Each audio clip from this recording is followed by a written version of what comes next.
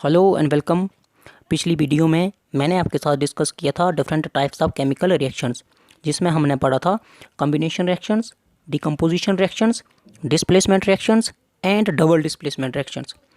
उसी का part second मैं बना रहा हूँ different types of chemical reactions. जो बचे हुए पार्ट हैं उसको आज हम डिस्कस करेंगे, जिसमें मैं सूरम सिंह टीचर आपके साथ डिस्कस करने वाला हूँ वो बचे हुए 3 रिएक्शंस, जिसमें हम पढ़ेंगे कि what are redox reactions, exothermic reactions and endothermic reactions.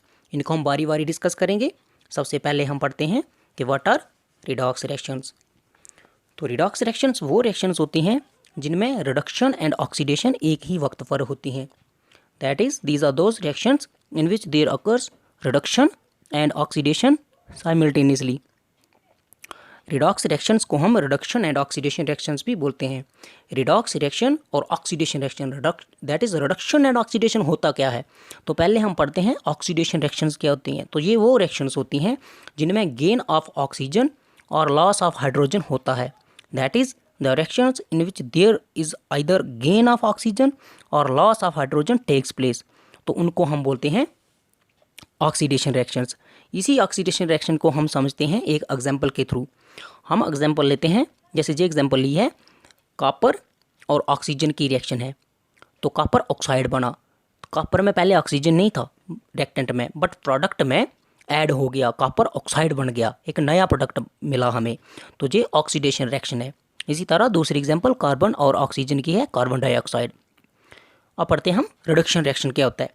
तो रिडक्शन रिएक्शंस वो रिएक्शंस होती हैं जिनमें या तो लॉस ऑफ ऑक्सीजन होता है या फिर गेन ऑफ हाइड्रोजन होता है। The reactions in which there is either loss of oxygen और gain of hydrogen takes place is called reduction reaction.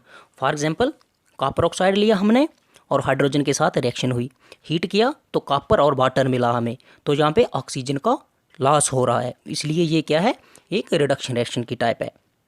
अब हम डिस्कस करते हैं exothermic and endothermic reactions. Exothermic reactions, exo का मतलब होता है बाहर और थर्म का मतलब होता है हीट। तो ये वो रिएक्शंस होती हैं जब हो रही होती हैं तो हीट बाहर आती है। The reactions which produces heat during the reaction are called exothermic reactions. जैसे अगर बर्निंग ऑफ मीथेन हो रही है तो burning in presence of oxygen ही होती है। तो मीथेन और ऑक्सीजन की जब रिएक्शन हुई तो हमें कार्बन डाइऑक्साइड, वाटर और हीट मिला। अब डिस्कस करते हैं एंडोथर्मिक रिएक्शन। एंडो का मतलब होता है अंदर और थर्म का मतलब होता है heat. The chemical reactions which absorb heat during the reactions are called endothermic reactions. इन रिएक्शंस को होने के लिए हीट की जरूरत पड़ती है, इन्हें हमें हीट करना पड़ता है। For example reaction between hydrogen and iodine to form hydrogen iodide. तो ये रिएक्शन होने के लिए जब तक हम इसे हीट नहीं करेंगे, जब तक हम इसे हीट नहीं देंगे तो ये रिएक्शन नहीं होगी।